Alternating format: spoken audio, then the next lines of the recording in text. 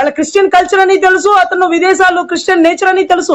కానీ భరత భూమి ఒక హైందత్వ భూమి, ఒక హిందూతత్వ భూమి అని విదేశాల్లో ఉండే పోపుకు తెలిసినట్టు ఇక్కడ ఏది బస్ స్టాండ్ కాడ పాప్కార్న్ అమ్ముకునేవాడు నీళ్ళంటుడికి తెలియదురా నీకు? నువ్వు గోదావరిలో పుట్టి పెరిగినోడు కదా. చట్టరీత్యా చర్యలు తీసుకోవాలి సార్. యూట్యూబ్ ని పూర్తిగా బ్లాక్ చేసి పడేయాలా. భారత్ మహాన్ అన్న ప్రతి ఒక్కడు వాడిని తొక్కబెట్టి నారదీయాల. ఈ రోజు థాయిలాండ్ చూసి భారతదేశం నేర్చుకునేది అంటారు కుక్క. అది సంపాదనకే తప్ప మొక్కడానికి పనికిరాని దేశాలు అవన్నీ. అవన్నీ మొక్కడానికి పనికిరాని దేశాలు, అవన్నీ తొక్కడానికి పనికొచ్చే దేశాలే.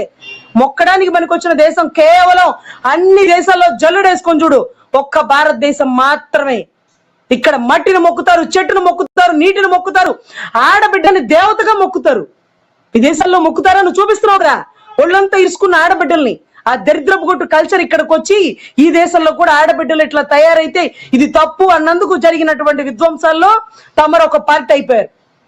ఈ రోజు ఆయన తెర మీదకి వచ్చింది, అరే అలా ఉండకండి అమ్మా అన్నందుకు ఇలాంటి వాళ్ళందరూ తెర మీదకి వచ్చేసి మీరు అలాగే ఉండండి అమ్మా, మీకు నచ్చినట్టు ఉండండి అమ్మా అంటే, అన్న మేము థాయిలాండ్ లో లేవన్నా, అన్వేషణ మేము థాయిలాండ్ లో లేవు, నెదర్లాండ్ లో లేవు, అమెరికాలో లేవన్నా, మేము భారతదేశంలో ఉన్నాం, మేము ఇలా కప్పుకుంటూ చాలా సంతోషంగా ఉంటాం.